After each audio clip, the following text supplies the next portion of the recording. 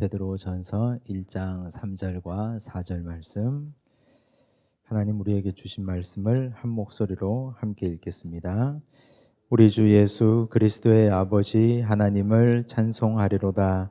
그의 많으신 긍휼대로 예수 그리스도를 죽은 자 가운데서 부활하게 하심으로 말미암아 우리를 거듭나게 하사 산 소망이 있게 하시며 썩지 않고 더럽지 않고 쇠하지 아니하는 유업을 있게 하시나니 곧 너희를 위하여 하늘에 간직하신 것이라. 아멘. 네, 우리 야고보서를 6번에 걸쳐서 공부를 마쳤습니다.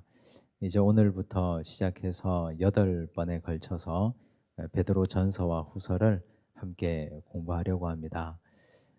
베드로는 사실 예수님을 가장 잘 아는 제자 아닙니까?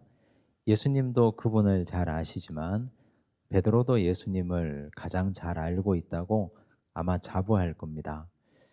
복음서 중에 마가복음이 제일 먼저 기록됐는데 사실 마가라는 이름을 빌어서 마가복음이라고 썼지만 사실은 그 마가복음은 베드로 복음이라고 해도 무방합니다. 왜냐하면 베드로가 설교한 내용을 잘 정리해서 마가라는 사람이 이걸 복음서 형태로 기록한 것이기 때문에 사실은 그 내용과 또 그 모든 상황들을 보면 베드로가 전한 복음이라고 해도 과언이 아닐 겁니다.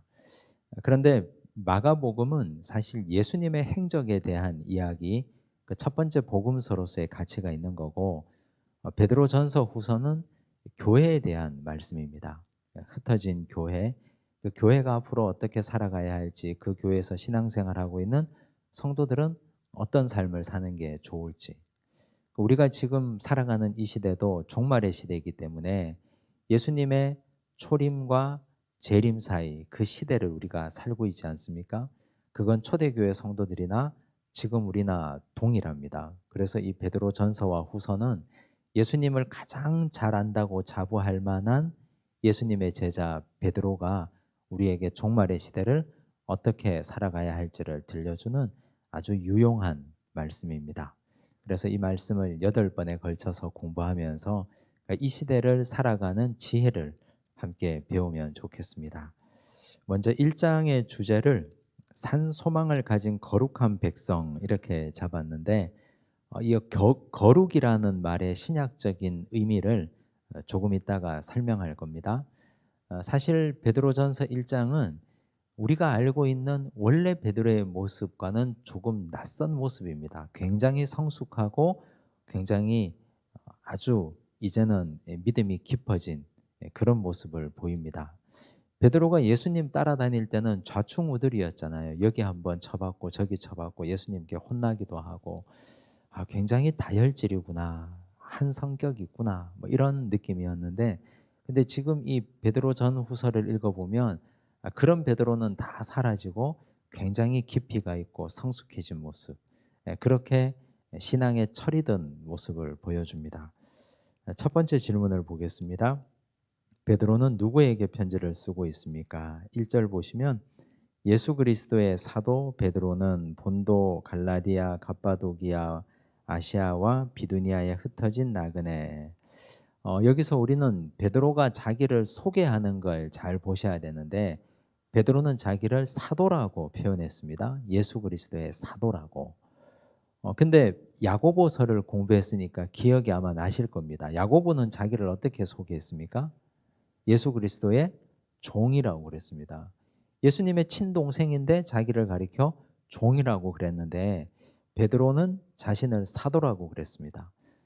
우리는 이 사도라는 표현을 어떻게 받아들여야 될까요? 아마 어떤 사람들은 종이 훨씬 더 자기를 낮추는 표현이 아닌가, 사도라고 하니 베드로가 조금 아직 뻣뻣하고 교만하지 않나. 절대 그렇지 않습니다. 베드로가 자기를 사도라고 하는 이유가 있습니다. 왜 그렇게 말하는 걸까? 예수님이 승천하시면서 제자들에게 주신 말씀을 붙잡고 있기 때문에 그런 겁니다. 마태복음 28장 18절에서 20절을 보면 이렇게 되어 있죠. 이게 마태복음 제일 마지막이거든요. 예수께서 나와 말씀하여 이르시되 하늘과 땅의 모든 권세를 내게 주셨으니 그러므로 너희는, 여기서 너희는 제자들이에요. 너희는 가서 모든 민족을 제자로 삼아 아버지와 아들과 성령의 이름으로 세례를 베풀고 내가 너희에게 분부한 모든 것을 가르쳐 지키게 하라. 볼지어다 내가 세상 끝날까지 너희와 항상 함께 있으리라 하시니라. 지금 여기서 중요한 말씀이 뭐예요? 가라는 거죠.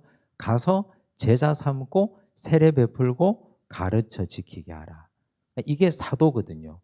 그래서 사도의 헬라어 말을 보면 아포스톨로스예요. 아포스톨로스, 보내심을 받은 자라는 뜻입니다. 아포스톨로스, 보내심을 받은 자. 그래서 지금 베드로는 예수님께 보내심을 받은 자예요. 주님에 의해서 보내심을 받은 자. 마지막 우리 주님의 명령이 너희는 가서 그랬기 때문에 베드로는 예수님의 마지막 명령을 잘 기억하고 있는 겁니다. 가서 제자 삼고 세례 베풀고 가르쳐 지키게 하는 이 사명을 지금까지 잘 감당해 오고 있는 겁니다. 그걸 지금까지 지속적으로 감당하고 있다. 이걸 지금 자기 자신을 사도라고 부르는 표현에서 이렇게 나타내고 있는 겁니다. 예수님과 헤어질 때, 승천하실 때 주님께서 주셨던 그 유언과 같은 말씀, 사도가 되라, 보내심을 받은 자가 되라. 보내심을 받은 자가 해야 될 일이 뭡니까? 보낸 자의 의도대로 살아야 되잖아요. 보낸 자의 의도가 뭐였습니까? 제자 삼고 세례 베풀고 가르쳐 지키게 하는 것. 그게 사도거든요. 그 사도의 사명을 베드로는 지금 잘 감당하고 있다. 최선을 다해서 지금까지 이 일을 하고 있다. 이걸 여기 이 짧은 1절에서 자기 정체성을 이렇게 표현하고 있습니다. 그 성도가 신앙생활 하면서 아주 중요한 것이 나는 누구인가라는 질문이거든요. 나는 누구인가? 나는 누구인가라고 하면 부모님이 지어주신 이름을 말하는 분도 있고 뭐 후천적으로 또 자연 발생적으로 얻어진 것도 있잖아요. 부모라는 이름도 있고 직업이 내 이름도 있고 뭐 등등의 이름들이 다 있잖아요. 근데 하나님과 나와의 관계에서, 그리스도와 나와의 관계에서, 교회와 나와의 관계에서 하나님께서 우리에게 주신 사명자의 이름이라는 게 반드시 존재하게 되어 있습니다. 그래서 우리는 나는 누구인가라는 질문을 스스로에게 던지고 그 사명에 합당하게 살고 있는가를 항상 점검해 보셔야 됩니다. 그걸 점검하지 않으면 그냥 원하는 대로 살게 돼요. 자연인의 이름대로 그냥 살게 됩니다. 그리고 내가 좋아하는 이름대로 살게 됩니다. 예를 들어 부모라는 이름이 좋을 때도 있거든요. 영광스러울 때도 있거든요. 어떨 때입니까? 자녀들이 잘 나갈 때, 자녀들이 잘할 때, 자녀들이 좋은 학교 가고 좋은 직장 취직하고 돈 잘 벌고 효도하고 이럴 때, 그럴 때는 부모라는 이름이 굉장히 자랑스럽습니다. 그거 막 자랑하죠. 또 정말 좋은 직장에 내가 몸담고 있을 때는 나는 그 직장에 일하고 있는 한 사람이라는 게 굉장히 자랑스럽습니다. 그걸 막 자랑하죠. 근데 그렇게 살다 보면 나중에 하나님 앞에서 나는 누구인가? 아버지께서 나를 부르시고 일을 주시고 사명 주신 그 사명자의 이름이라는 게 반드시 존재하는데 그게 뭔가가 희미해진다고요. 그런 이름으로 살고 있는가를 살펴보셔야 됩니다. 근데 그런 이름으로 사는 게 굉장히 영광스럽거든요. 베드로는 예수님께서 주신 사명, 사도의 이름을 첫 번째 편지 쓰면서 예수 그리스도의 사도라고 자랑스럽게 쓰고 있습니다. 나는 누구에게 편지를 쓰면 뭐라고 쓰시겠습니까? 뭐라고? 그걸 염두에 두시기 바랍니다. 그리고 이어서 본도, 갈라디아, 갑바도기아, 아시아, 비두니아에 흩어진 나그네. 근데 이런 말씀을 그냥 읽어서는 안 되는 게요. 교회의 정체성을 지금 5가지로 설명하고 있거든요. 1절과 2절에 첫째, 흩어진, 디아스포라죠. 흩어지다, 디아스포라. 당연히 그 당시에는 박해 때문에 흩어졌거든요. 유대인들의 박해, 그리고 로마의 박해, 교회를 핍박하니까 그 박해 때문에 막 흩어졌어요. 또 이스라엘이 나라가 없잖아요. 지금 식민지니까. 로마 식민지 하에서 그 본토에 살기 어려우니까 먹고 살기 위해서 흩어졌단 말이에요. 그런데 그 흩어졌다는 게 사실은 교회의 정체성이 된 겁니다. 왜냐하면 교회는 모여서도 교회지만 흩어져야 또 다른 교회가 되는 거거든요. 우리가 지금 모여서 예배드리고 하나님 말씀 나누고 있는데, 모여서 교회는 모이는 의미가 있습니다. 대면으로 예배드리는 그 의미와 기쁨과 영광과 또 그 안에 아주 독특한 매력이 있습니다. 혼자 예배드리면 약하거든요. 혼자 예배드리면 시험에 빠지기 쉽잖아요. 자세 제대로 잡고 정말 예배에 집중해서 컴퓨터 앞에 앉아서 TV 앞에 앉아서 제대로 예배드리는 게 생각보다 쉽지 않습니다. 우리 다 경험해 봐서 아시지 않습니까? 근데 흩어져도 또 교회예요. 왜? 나 한 사람 한 사람이 교회거든요. 직장에 가서도 나는 교회고, 가정에서도 교회고, 동네에서도 난 교회예요. 내가 흩어져서 교회가 되지 않으면 복음을 어떻게 전할 겁니까? 내 삶이 교회의 삶이 되지 않고 성도의 삶이 되지 않으면 그건 교회라고 할 수 없거든요. 그래서 교회는 모이는 교회, 흩어지는 교회의 개념이 있는 겁니다. 베드로가 흩어진 나그네라고 말할 때 흩어진, 이게 교회의 정체성 첫 번째입니다.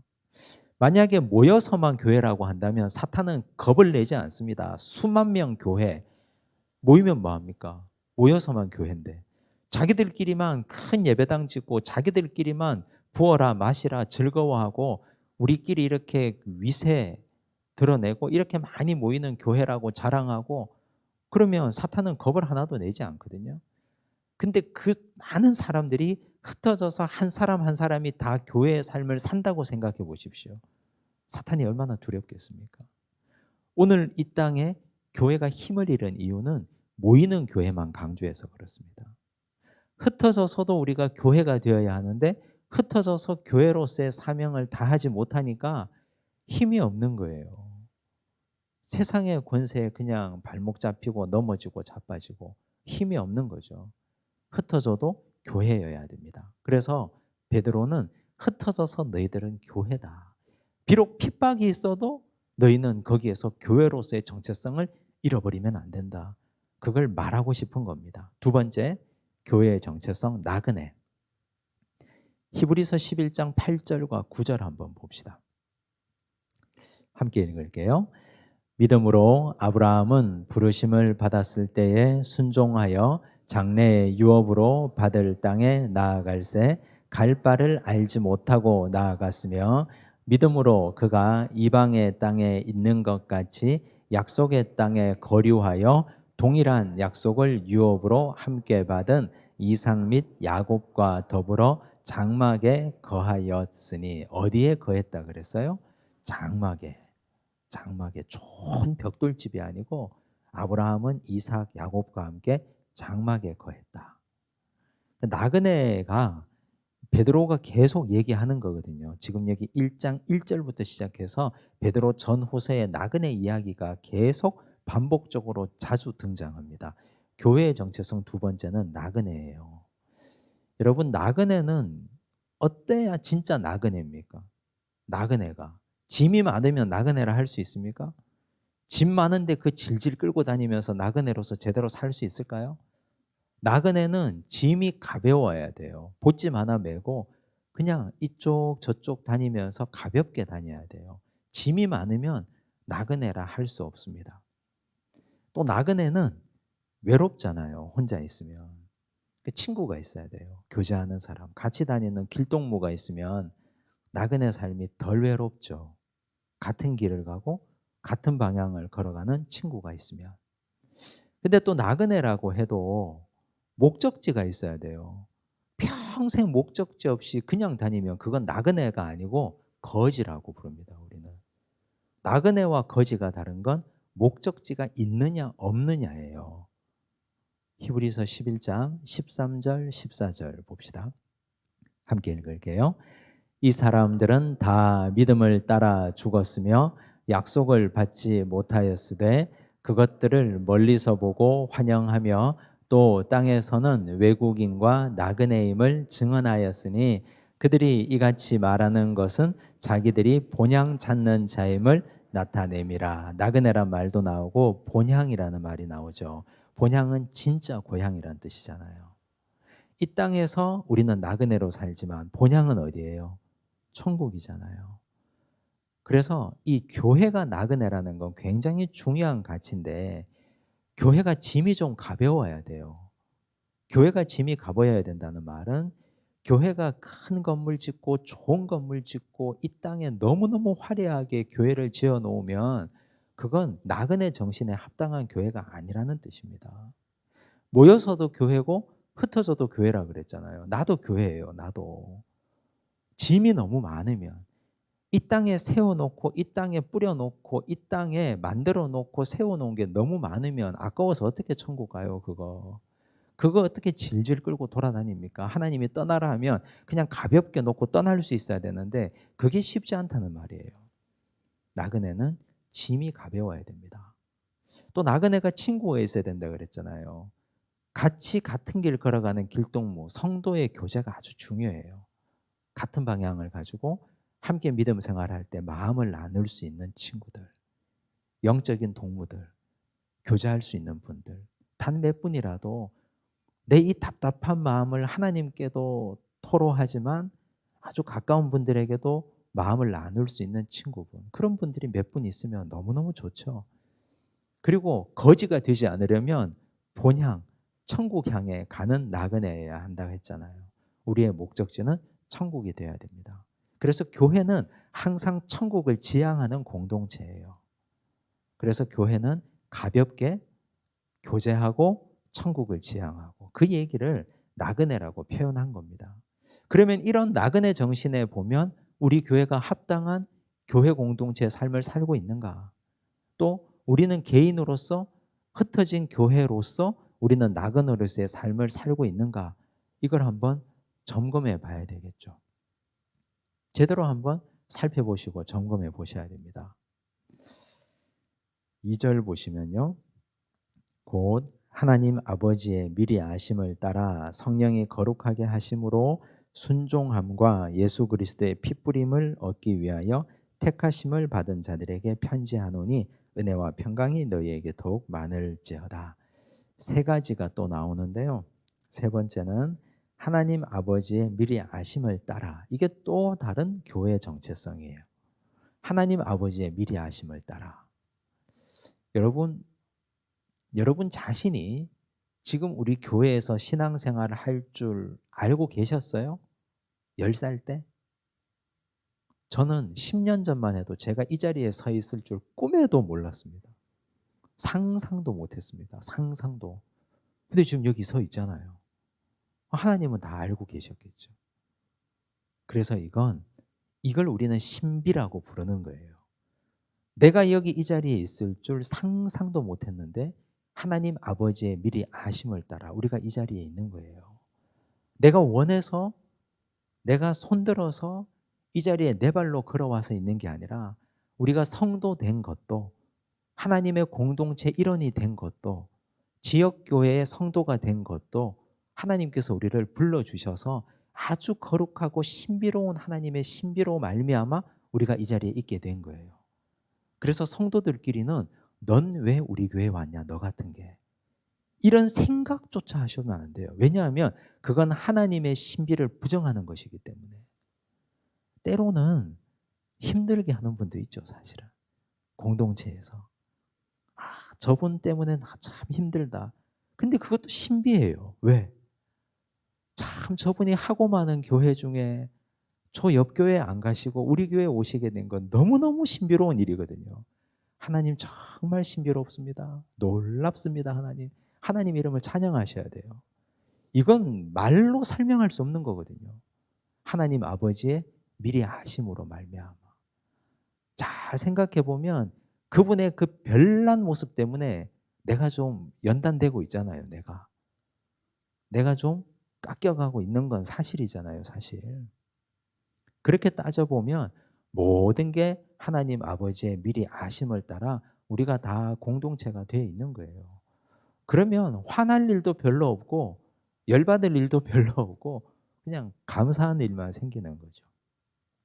네 번째, 성령이 거룩하게 하심으로. 이것도 교회의 정체성이에요.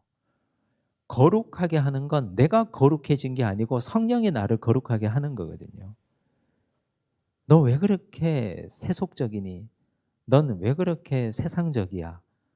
그건 아직까지 성령이 그분을 덜 만져서 그런 건데 기대하셔야 돼요. 성령이 만지면 저분이 얼마나 거룩하게 될지.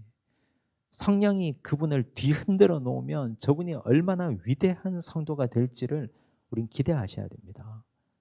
그래서 교회는 성령이 각 사람을 거룩하게 하시는 걸 우린 기대하는 거죠. 사실은 우리 때에 그게 안 될 수도 있거든요.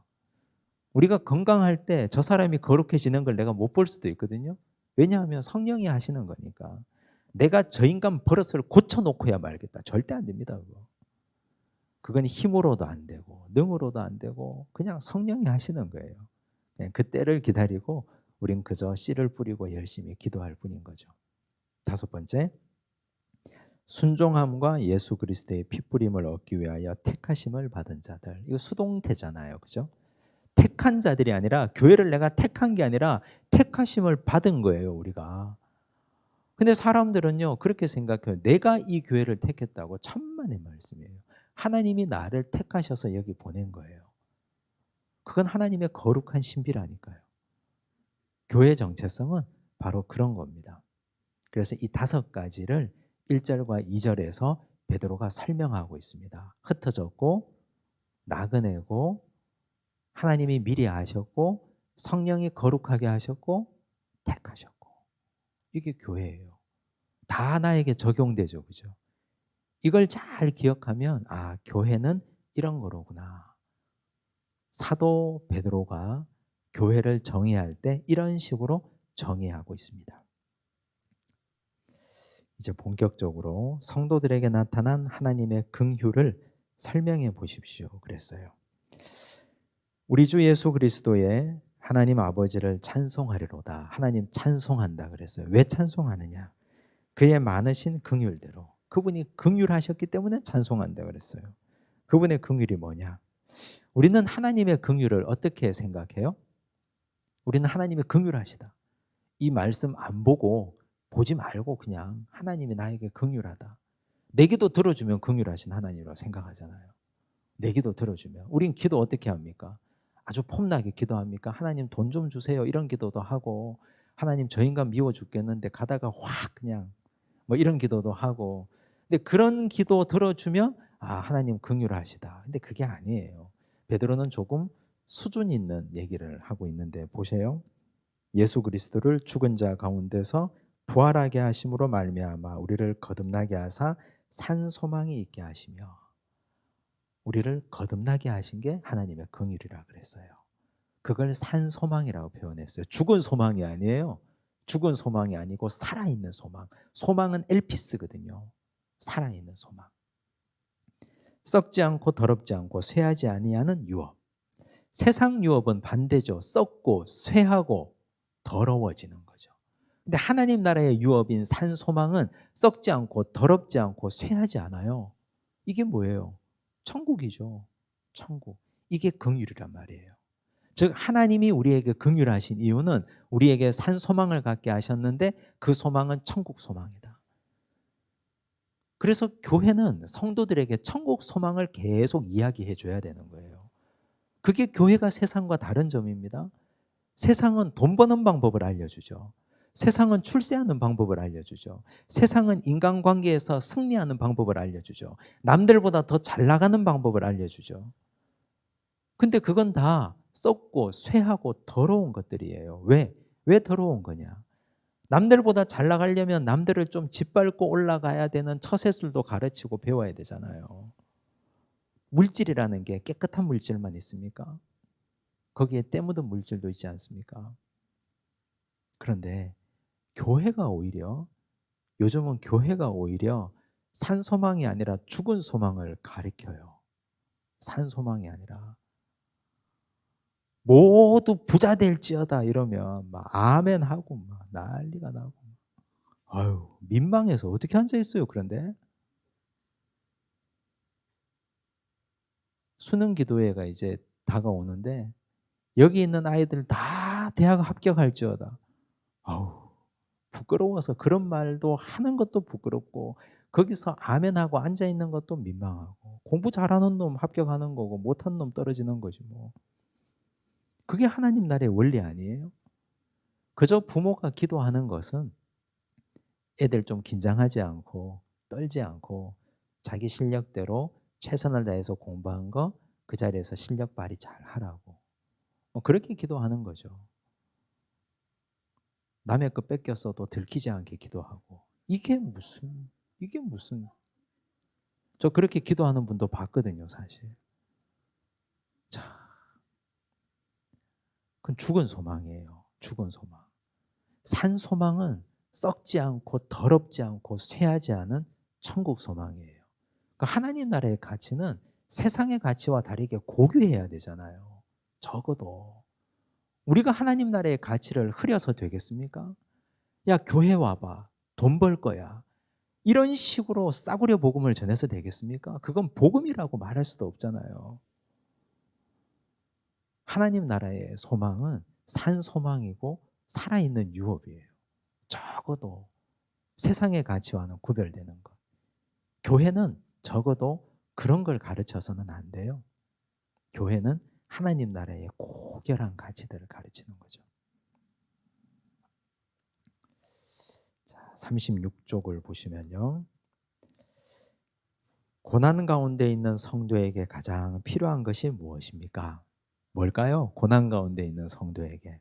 여러분 지금 이 시대에 베드로가 이 편지를 쓰고 이 편지를 받는 성도들이 우리처럼 하루 세 끼 잘 먹고 저녁이 되면 양산천병 걷고 운동하고 아침이 되면 야 가을이네 멋지네 하고 새벽기도 마치고 집에 가면서 산책하고 이런 팔자 좋은 성도들이 아니에요. 이런 성도들이 지금 이분들은 굉장한 고난을 겪고 있는 분들이에요. 왜? 기독교가 공인되기 전이었으니까. 잡히면 예수님처럼 십자가에 못 박혀 죽을 수도 있고요. 가나나인 시몬처럼 산채로 톱에 썰려서 그리고 죽을 수도 있고요. 도마처럼 인도에서 선교하다가 껍데기가 다 벗겨져서 죽을 수도 있고요. 그렇거든요. 그래서 이 시대의 사람들은 그냥 생존 자체가 고난이에요. 성도로 산다는 것 자체가 목숨을 건 고난이거든요. 그때 가장 필요한 게 뭘까요? 5절 너희는 말세에 나타내기로 예비하신 구원을 얻기 위하여 믿음으로 말미암아 하나님의 능력으로 보호하심을 받았느니라. 말이 어려워요. 이거 읽어도 무슨 말인지 모르겠어요. 그래서 제가 밑에 정리를 해뒀어요. 화살표로. 믿음을 가지면요 하나님의 능력으로 보호를 해주신대요. 내가 믿음을 가지면 그러면 그건 곧 구원으로 이르는 길이래요. 그 말이에요. 이렇게 간단한 걸 이렇게 어렵게 말해 놓은 거예요. 믿음을 가지면 하나님이 보호하시고 그 보호하심 아래에 있으면 결국 구원받는다는 뜻이거든요. 근데 믿음이라는 게 뭐예요, 여러분? 믿음이라는 게. 합격할 줄로 믿습니다 이러면 믿음이에요? 옛날 부흥사님들 믿습니다 이러잖아요. 그냥 믿습니다 하면 믿음 없다고 좀 이렇게 깊게 크게 오래 하라고 가르쳤잖아요. 저도 그런 부흥 집회 많이 다녀봐서 알거든요. 근데 그런다고 없던 믿음이 생기나요? 근데 이 믿음이 뭐냐? 아마 저는 생각하기를 베드로가 이 부분을 쓸 때 예수님과 제자들이 만났던 그 순간을 기억했지 않을까 그렇게 생각해요. 요한복음 20장 19절 20절을 보시면 이런 일이 있었어요. 제가 읽을게요. 이날 곧 안식 후 첫날 저녁 때에 제자들이 유대인들을 두려워하여 모인 곳의 문들을 닫았더니 이때가 언제예요? 예수님 십자가에 달려 돌아가시고요. 제자들이 잡혀서 똑같은 운명에 처할까 봐 무서워서 한 방에 모여가지고 문 꽁꽁 닫고 불도 켜지 못하고 커튼 다 치고 숨어 있어요. 그때 부활하신 예수님이 오셨거든요. 예수께서 오사 가운데 서서 이르시되 너희에게 평강이 있을지어다. 아마 베드로가 한 소리 했을 거예요. 평강은 얼어 죽을 놈의 평강 무서워 죽겠구만. 사실 이게 경우에 합당한 말이 아니잖아요. 여러분들이 그 제자들 공동체에 있었다고 한번 상상해 보십시오. 무서워 죽겠는데 평강은 무슨 평강? 평강은 무슨 평강?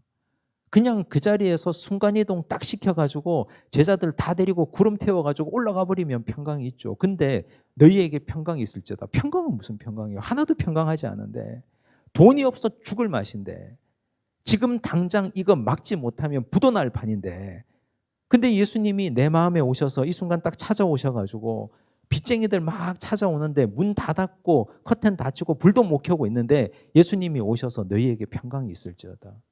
아니, 예수님 돈다발이라도 갖고 오셨습니까? 뒷짐에 돈이라도 좀 갖고 오셨습니까? 돈은 하나도 안 갖고 와놓고 너희에게 평강이 있을지어다. 평강은 무슨 평강이에요? 하나도 평강하지 않은데? 근데 놀라운 사실은요, 그 다음에 나와요. 20절 봅시다. 20절. 이 말씀을 하시고 손과 옆구리를 보이시니 제자들이 주를 보고 기뻐하더라. 이게 핵심이에요. 제자들이 돈을 보고 기뻐했어요? 뭘 보고요? 주를 보고 기뻐한 거예요. 두려워가지고 문 꽁꽁 걸어 담그고 무서워서 죽을 맛인데 부활하신 예수님이 손과 옆구리를 보여주시거든요. 그러니까 제자들이 주를 보고 기쁨이 생긴 거예요. 그 자리에서. 주를 보고 기뻐하더라. 이게 믿음이에요. 믿음은 주님을 보는 게 믿음이에요. 다른 게 믿음이 아니라. 고난 가운데 부활하신 주님을 보는 거. 고난 가운데 있는데 내 상황은 하나도 나아진 게 없고 하나도 달라진 게 없는데, 그런데 예수님이 나타나셔서 내 손도 만져봐, 내 옆구리도 만져봐 보여주시잖아요. 그 주를 보는 게 그게 믿음이에요. 그리고 기쁨이 생기는 거, 그게 믿음이라니까요. 너무너무 놀라운 사실은 우리가 이걸 다 일정 부분 경험한 분들이라는 사실입니다. 그거 경험하셨지 않습니까? 상황은 하나도 나아지지 않고 똑같은데, 근데 예배드리고 찬양하고 말씀 듣고 주님을 바라보면 마음속에 알 수 없는 기쁨이 생겨요. 놀라운 일이에요. 그러니까 옆에서 보는 사람들이 미쳤다고 그러죠. 뭐가 그렇게 좋냐고 지금 이 지경에 지금. 기뻐하니까 예수님이 그 다음 21절 22절 예수께서 또 이르시되 너희에게 평강이 있을지어다. 이제는 진짜 평강이 생긴 거예요. 주를 보고 기뻐했으니까. 아버지께서 나를 보내신 것 같이 나도 너희를 보내노라. 이제는 두려워하지 마. 나가라 하는 거예요. 보내노라. 보낼 때 그냥 보내지 않죠. 뭘 줘서 보냅니까? 이 말씀을 하시고 그들을 향하사 숨을 내쉬며 이르시되 성령을 받으라. 그럼 믿음이 뭐예요? 상황은 하나도 달라지지 않아도 주를 보고 기뻐하고 성령 가지고 세상으로 나가는 게 믿음이에요. 그게 믿음이에요.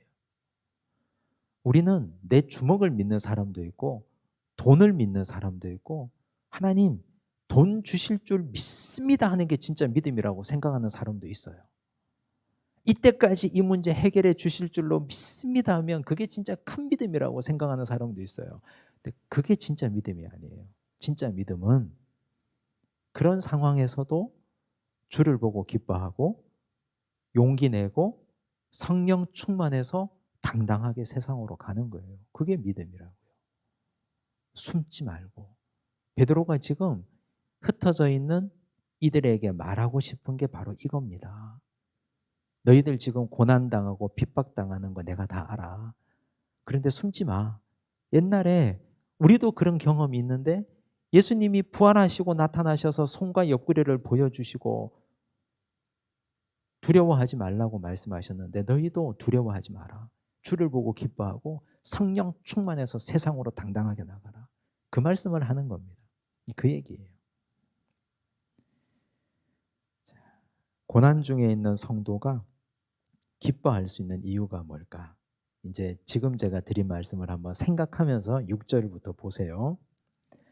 그러므로 너희가 이제 여러 가지 시험으로 말미암아 잠깐 근심하게 되지 않을 수 없으나 오히려 크게 기뻐하는도다. 왜 기뻐해요?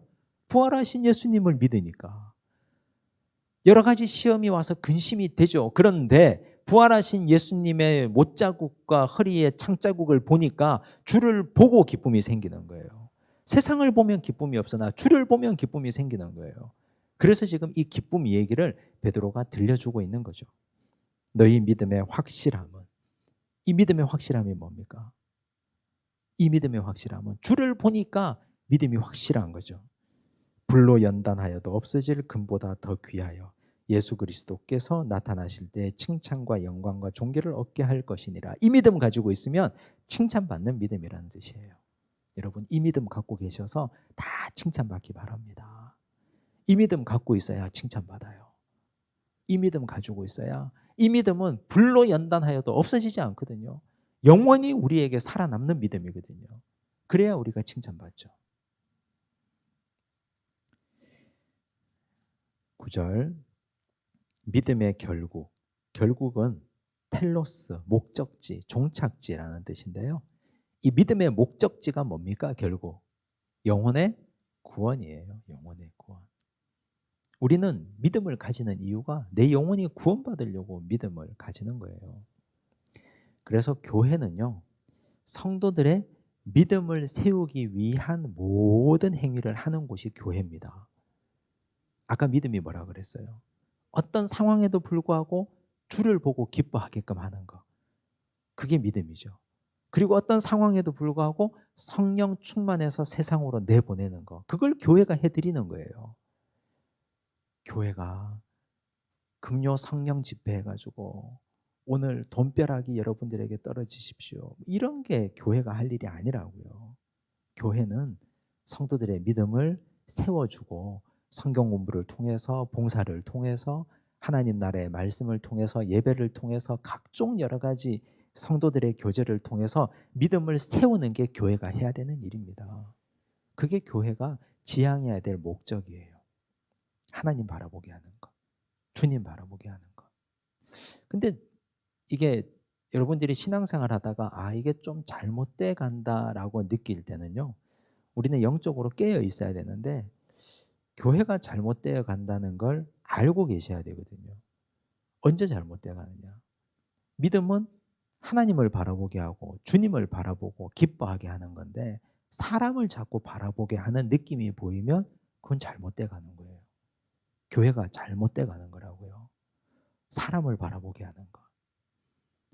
어느 특정한 한 인물을 바라보게 하는 건, 그건 하나님께서 정말 기뻐하시지 않는 겁니다. 사람은 뒤로 물러나고 하나님께서 영광 받는 교회, 주를 보고 기뻐하도록 세워가는 교회, 그 교회가 진짜 교회예요. 우리는 그런 교회를 지향하고 우리는 그런 신앙생활을 꿈꾸고 함께 만들어가고 빚어가야 됩니다.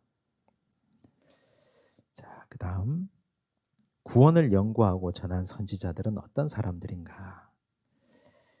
10절에 보니까 이 구원에 대하여는 너희에게 임할 은혜를 예언하던 선지자들이 연구하고 부지런히 살펴서 자기 속에 계신 그리스도의 영이 그 받으실 고난과 후에 받으실 영광을 미리 증언하여 누구를 또한 어떠한 때를 지시하는지 상고하니라. 무슨 말이냐면, 구약의 율법서를 쓰신 선지자들, 또 시편을 쓴 다윗 같은 분들, 이런 분들이 구원에 대한 이야기를 하도 많이 했다는 얘기예요. 엄청나게 많이 다 말씀들을 다 기록해 뒀다는 뜻이에요. 근데 그건 자기 말이 아니라 성령께서 주신 은혜로 기억했다는 말입니다. 제가 한 가지 예를 적어뒀는데요. 우리 교재에 보니까 시편 22편 14절에서 18절을 적어뒀어요. 누가 쓴 시편이냐면 다윗의 시편이거든요. 다윗이 시편 22편을 썼는데 아주 기가 막혀요. 내용을 봅시다. 나는 물같이 쏟아졌으며 내 모든 뼈는 어그러졌으며 내 마음은 밀랍 같아서 내 속에서 녹았으며 내 힘이 말라 질그릇 조각 같고 내 혀가 입천장에 붙었나이다. 주께서 또 나를 죽음의 진토 속에 두셨나이다. 18절 보니까 내 겉옷을 나누며 속옷을 제비 뽑나이다. 이거 그냥 읽어보니까 누구 얘기예요? 예수님 얘기죠. 근데 다윗의 시편이거든요. 다윗이 이거 어떻게 알고 이렇게 정확하게 썼을까요? 다윗이 안 걸까요? 다윗의 지혜로 이게 나온 걸까요? 성령께서 알려주신 거거든요. 성령께서. 즉 이 말은, 베드로가 하고 싶은 말은 이런 식으로 성령께서 여러 선지자들에게 기름 부으시고 역사하셔서 너희들 구원에 대한 이야기를 성경에 이미 다 기록해 두었다는 말을 하고 있는 겁니다. 지금 여기서부터 베드로는 하나님 말씀이 얼마나 중요한지를 하나하나 상세하게 설명하고 있습니다. 그래서 성경에 기록된 모든 말씀은 성령께서 그 저자를 통해서 역사하셔서 쓰신 말씀이거든요. 한 번도, 단 한 자도 인간의 말이 거기에는 들어가 있지 않습니다. 그래서 우리는 하나님의 말씀이 진리의 말씀이라고 믿잖아요. 자, 12절 보세요. 이 섬긴 바가 자기를 위한 것이 아니요 너희를 위한 것이니 계시로 알게 되었으니 이것은 하늘로부터 보내신 성령을 힘입어, 그렇죠? 성령을 힘입어 복음을 전하는 자들, 누굽니까? 구약의 율법을 기록한 선지자들. 이제 너희에게 알린 것이요 천사들도 살펴보기를 원하는 것이니라. 천사들은 이런 성경을 기록할 수가 없어요. 그래서 천사들보다 나은 분들이에요, 이분들이. 그 다음 38쪽 보시면요. 자, 이제 이 계시를 우리에게 주셨어요. 이 말씀을. 교회에게 주신 말씀이 바로 이렇게 귀한 성령의 감동을 통해서 주신 말씀이에요. 그럼 이 말씀을 받는 성도들의 태도가 어때야 되는가를 베드로가 이제 설명하고 있는 겁니다. 하나님께서 성령의 감동을 통해서 각 사람 선지자들을 통해서 주신 말씀, 그 말씀이 각 교회 성도들에게 선포되는데 이 말씀은 너희는 어떻게 받아야 되냐? 이 얘기를 하고 싶은 거죠. 13절. 그러므로 너희 마음의 허리를 동이고, 여기서 그러므로라는 말은 뭘까요? 성령이 감동해서 말씀을 계시로 주셨으므로 너희는 어떻게 하라고요? 말씀 받을 때 마음의 허리를 동이라. 허리를 동이라는 말이 뭐예요? 이게 서신서에 바울도 자주 썼고 베드로도 여기 지금 쓰고 있는데, 팔레스타인 사람들, 저 중동 지방 사람들이 평소에는 원피스 입고 다니잖아요. 머리 이렇게 쑥 집어넣으면 허리까지, 발까지 축 처지는 거. 그렇게 입고 그냥 슬리퍼 신고 막 돌아다녀요. 근데 일할 때 어떻게 합니까? 일할 때 허리를 줄로 딱 동이잖아요. 준비하잖아요. 그런 얘기예요. 마음의 허리를 동이라. 이 말은 하나님의 말씀을 계시로 받을 때는 준비하라, 집중하라. 허리를 동이고 그 말씀을 받는 준비를 제대로 하라. 들을 준비하라. 뒤로 처져 있지 말고 눈 똑바로 뜨고 마음을 제대로 새겨라. 근신하라 그랬죠. 근신하여 예수 그리스도께서 나타나실 때에 너희에게 가져다 주실 은혜를 온전히 바랄지어다. 은혜를 온전히 바랄지어다. 하나님 말씀의 은혜를 바라라고 얘기한 거예요. 여기 바랄지어다, 엘피사데, 기대, 확신, 소망의 동사형이에요. 기대와 확신과 소망을 가져라. 하나님 말씀을 받을 때는요, 기대를 가져야 돼요. 소망도 가지고, 그리고 이 말씀 그대로 이루어진다는 확신, 그 믿음도 가지고 있어야 돼요. 바랄지어다. 자, 그리고 또 중요한 말이 나오죠. 14절, 너희가 순종하는 자식처럼 전에 알지 못할 때에 따르던 너희 사욕을 본받지 말고, 말씀을 들을 때는요, 옛날에 너희가 말씀 받기 전에 세상에서 살던 때처럼 세상 일을 생각하지 마라 그랬어요. 말씀을 받을 때는. 그리고 오직 너희를 부르신 거룩한 이처럼 너희도 모든 행실에 거룩한 자가 되라. 이게 중요해요. 거룩한 자가 되라. 거룩한, 무슨 뜻이에요? 하기오스. 하기오스가 잘 보세요. 거룩한, 봉헌된이라는 뜻이에요. 구약에서 거룩이라는 건 카도시인데 이건 구별된이라는 뜻이거든요. 근데 헬라어에서 거룩한, 하기오스, 봉헌된이라는 뜻이에요. 무슨 말입니까?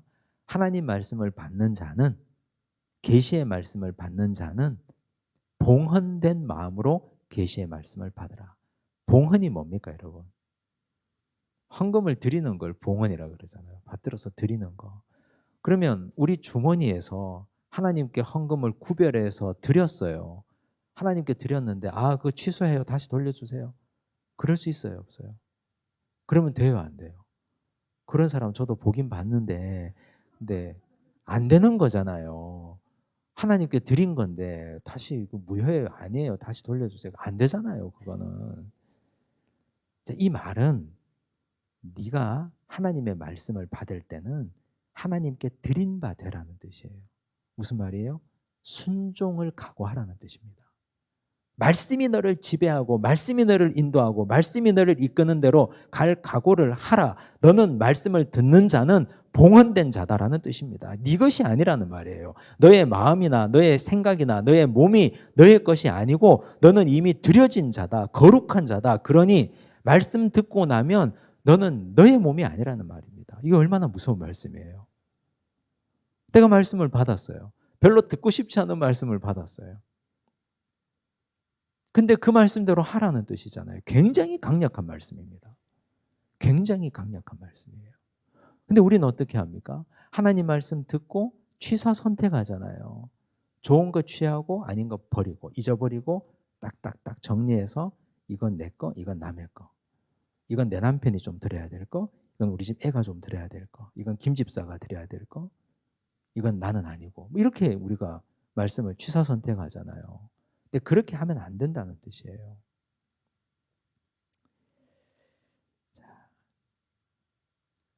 17절 보시면 외모로 보시지 않고 각 사람의 행위대로 심판하시는 이를 너희가 아버지라 부른즉 너희가 나그네로 있을 때를 두려움으로 지내라.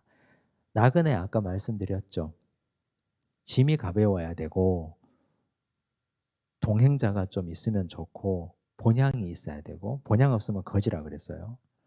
자, 그런데 이 나그네로 있을 때 두려움으로 지내라. 이게 무슨 말이에요? 그냥 나그네의 정체성을 잊어버리고 마음대로 살지 말라는 뜻이에요. 우리는 본향 찾는 나그네라 그랬잖아요. 참된 유업, 썩지 않고 더럽지 않고 쇠하지 않는 하늘나라 참된 가치를 찾아가는 나그네인데 그 나그네로서의 삶에 우리 자신을 온전히 헌신하고 살아야지. 너희 마음대로 함부로 살지 마라. 두려움으로 지내라. 이 말은 하나님께서 너를 보고 계신다는 사실을 기억하라는 뜻입니다. 고린도후서 5장 11절 제가 적어뒀어요. 우리는 주의 두려우심을 알므로 사람들을 권면하거니와 우리가 하나님 앞에 알려졌으니 또 너희의 양심에도 알려지기를 바라노라. 7장 1절 그런즉 사랑하는 자들아 이 약속을 가진 우리는 하나님을 두려워하는 가운데서 거룩함을 온전히 이루어 육과 영의 온갖 더러운 것에서 자신을 깨끗하게 하자. 제가 이렇게 말씀드리면 아니 목사님 하나님을 자꾸 무서워해서 돼요? 하나님이 얼마나 좋으신 분인데 사랑의 하나님 좋으신 하나님 그렇죠. 근데 하나님이 사랑이라는 말 속에는 사랑의 양면성이 있잖아요. 공의, 정의가 그 속에 포함되어 있잖아요. 하나님이 뭐 어떤 죄를 지어도 용서하시죠. 근데 그 용서는 회개라는 걸 전제로 하는 겁니다. 회개라는 걸. 회개하지 않는 자 하나님은 종국에는 심판하시지 않습니까? 그 하나님을 우리는 두려워할 수 있어야 돼요. 하나님을 이걸 우리는 어떻게 표현합니까? 경외한다 그래요. 하나님을 두려워함이 없으면 사람들은 자기 멋대로 살아요. 나그네 인생을 살면서 짐도 마구 막 쌓아놓고 살고요. 그리고 동역자도 자기가 좋은 동역자를 두지 하나님께서 붙여주신 동역자를 원치 않아요. 천국 본향을 찾는 사람이 되어야 되는데 나는 천국보다 이 땅이 더 좋아요. 그러고 살아요. 그러면 그런 자들을 하나님이 기뻐하시겠습니까? 나그네로 살 때 두려움으로 살아야 본향 찾는 나그네로 하나님이 우리를 본향으로 인도하시지 않겠습니까? 그 다음 39쪽 한번 보세요. 하나님과 그리스도 그리고 성도의 관계를 정의해 보라 그랬는데요. 조금 어렵게 꼬여 있어가지고 제가 설명을 좀 드리려고 그래요. 20절, 21절 그는 예수님입니다. 예수 그리스도는 창세전부터 미리 알린 바 되시니나 이 말세에 너희를 위하여 나타내신 바 되었으니 너희는 그를 죽은 자 가운데서 살리시고 영광을 주신 하나님을 그리스도로 말미암아 믿는 자니 너희 믿음과 소망이 하나님께 있게 하셨느니라. 이 어렵죠. 분명히 우리말인데 잘 이해가 안 돼요. 무슨 말이냐 하면 하나님은 우리에게 예수님을 주셨다는 뜻이에요. 우리는 예수님을 통해서 하나님을 알 수 있다는 뜻입니다. 그러면 더 쉽게 말하면 나와 하나님 사이에 누가 계신다? 예수님이. 그 예수님이 뭐다? 중보자라는 뜻이죠. 그래서 우리는 예수님을 통해서 하나님께 나아가고 하나님은 예수님을 우리에게 선물로 주셔서 하나님을 알게 하는 거예요. 그래서 이 예수님은 곧 요한복음 1장 1절에 보면 예수님을 곧 뭐라고 했습니까? 말씀이라고 했잖아요. 베드로가 지금 이 얘기를 하고 싶어서 이렇게 어렵게 얘기하는 거예요. 22절 보세요. 너희가 진리를 순종함으로, 성경에 나오는 말은 다른 말로 좀 바꿀 수가 있거든요. 그중에 대표적인 말이 진리인데 진리는 변함없는 거죠. 어제 이랬다가 오늘 이랬다가 내일 또 달라지면 그걸 진리라 할 수 있습니까?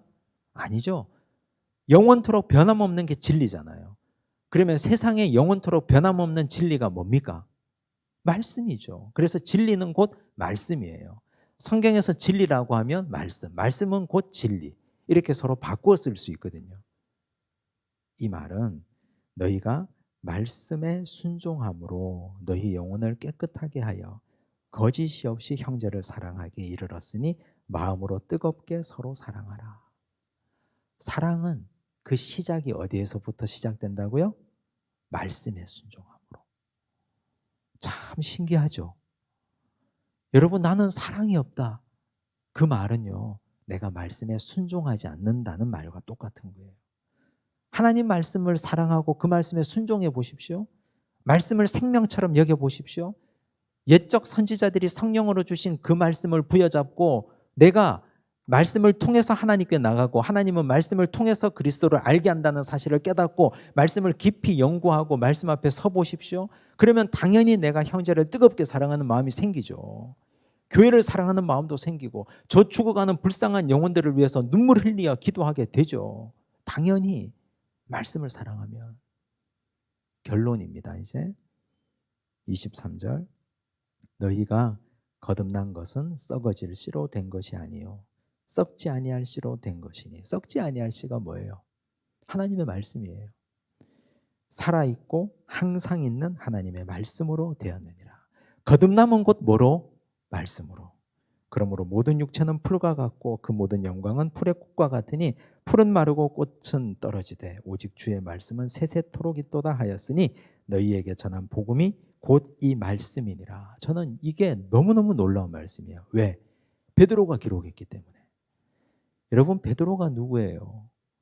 예수님의 수제자, 예수님과 3년을 항상 붙어 다닌 제자 아닙니까? 베드로가 예수님이 행하신 기적을 얼마나 많이 봤습니까? 베드로가 무리도 걸었잖아요. 변화산 상에서 모세와 엘리야도 만났어요. 죽은 자를 살리는 예수님도 봤어요. 야이로의 죽은 딸이 분명히 죽었어요. 근데 예수님이 살리셨다고요. 오병이의 기적에서 보리떡 5개, 물고기 2마리를 막 나눠준 사람이 베드로예요. 기적을 누구보다도 많이 경험한 사람이에요. 소경에 눈을 뜨게 하신 예수님, 나병 환자 낫게 하신 예수님, 말씀 한마디로 풍랑을 잠잠하게 하신 예수님. 근데 그 기적이 너희에게 거듭남을 준다 기록하고 있습니까? 아니에요. 베드로는 거듭나게 하는 건 하나님의 말씀이라고 얘기하고 있습니다. 영원한 하나님의 말씀, 옛적 선지자들부터 주신 그 말씀이 우리에게 거듭남을 주는 거지, 기적은 베드로가 한마디도 기록하지 않아요. 왜? 자기가 말씀으로 거듭났기 때문에. 수없이 많은 기적을 경험했으나 그러나 예수님을 3번이나 모른다고 부인하고 도망간 놈이 베드로 아닙니까? 그래서 우리 인생에 진짜 기적은요, 말씀을 경험해서 말씀이 나를 변화시킨 거예요. 말씀이 나를 변화시킨 거. 그래서 이 말씀이 세세토록 있도다. 이게 1장의 핵심이에요. 이 핵심은 베드로 전후서 끝까지 관통하는 말씀입니다. 잘 기억하시고, 사실 베드로 전후서가 쉽지 않아요. 어려워요.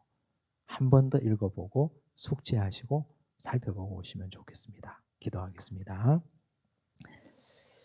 하나님 아버지, 감사합니다. 교회의 정체성을 우리에게 알게 하셨습니다. 우리가 어떤 교회에 몸담고 있는지, 우리는 흩어진 자로서 한 개인으로서도 교회인데 교회의 사명을 감당하고 있는지, 우리는 나그네 교회의 정체성, 사명을 감당하고 있는지 살펴봅니다.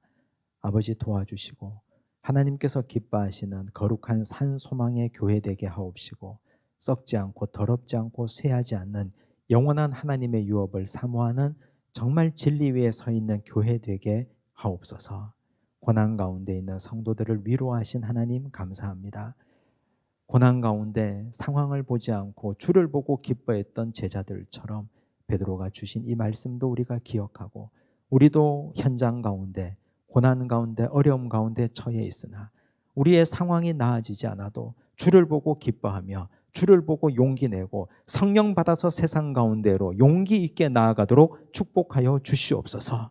주여 또한 우리에게 능력도 주시고 힘도 주셔서 말씀을 주시니 감사합니다. 하나님의 말씀 세세토록 있는 그 말씀, 풀은 마르고 꽃은 떨어지고 시들지만 하나님의 말씀은 영원토록 있도다 하신 그 말씀을 부여잡고 우리에게 거듭남을 주시는 그 말씀 한 절 한 절 소중히 여기고 가슴판에 새기고 진리의 말씀 가운데 살아가게 하여 주시옵소서. 모든 말씀 예수님 이름으로 기도드리옵나이다. 아멘.